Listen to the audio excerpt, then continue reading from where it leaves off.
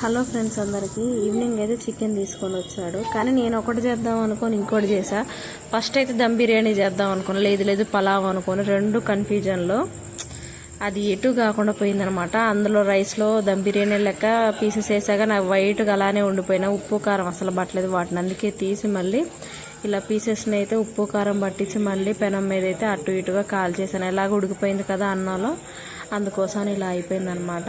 అసలు ఈరోజు అంతా ఎలాడో అయిపోయింది. ఒకటి చేద్దాం అనుకుంటే ఇంకోటి అయిపోయింది. మా పాపకు కూడా కర్రీ అయితే పక్కకు తీసా. సో ఇక్కడైతే టేస్ట్ చేస్తున్నా నేను. మొత్తం కారం కారంగా ఉంది కదా, అంటే కాలుస్తుంటే స్మెల్ వస్తుంది కదా, దానికోసం మా పాపకైతే దగ్గు వచ్చేస్తుంది అనమాట. ఈరోజు మొత్తానికి వంట పెంట అయిపోయింది. చూడండి పీసెస్ ఎలా ఉన్నాయో. ఇవైతే టేస్ట్ చూసాను నేనైతే. అసలు పర్లేదు, ఓకేలాగుంది. ఒక్కసారి నేను ట్రై చేసా ఈ విధంగానే, చాలా బాగా వచ్చింది. కానీ ఇప్పుడు మాత్రం చాలా చండాలంగా ఉంది.